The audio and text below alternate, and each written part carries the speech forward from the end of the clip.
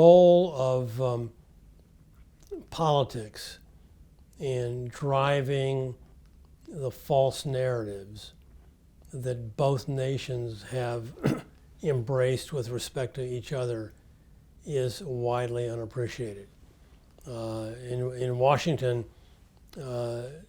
there's a view that the trade deficit of the U.S. is made in China. And on the surface, there appears to be some justification for that. The bilateral deficit with China is by far the largest piece of a multilateral trade deficit, but it's come way, way down. I think in 2017, before the trade war, China accounted for about 47% of our total deficit on merchandise trade. Now it's 32. But last year, 2022, the U.S. ran trade deficits with 106 countries. And we ran a multilateral trade deficit with that many countries because of our shortfall of domestic saving. When countries don't save and they want to grow, they run balance of payments deficits with many countries and multilateral trade deficits with many countries as a result of that. We have not addressed our long-term savings problem.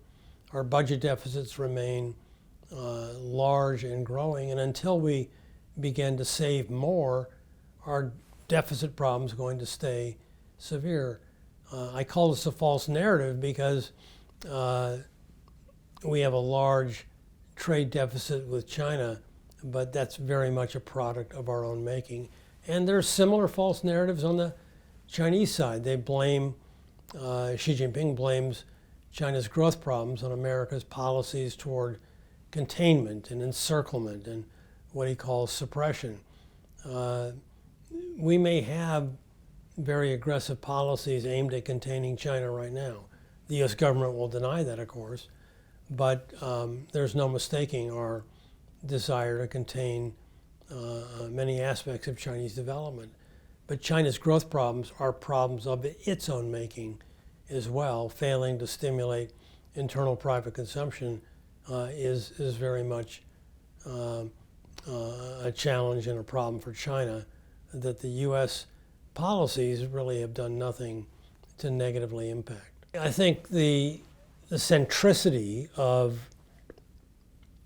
global value chains and their reliance on China is unmistakable. And so when we put pressure on American multinationals to de-risk through supply chain diversification by inference, that's having major impacts on many other countries, not just in East Asia, but around the world, that are plugged into these China-centric supply chains or global value chains, as they're technically referred to.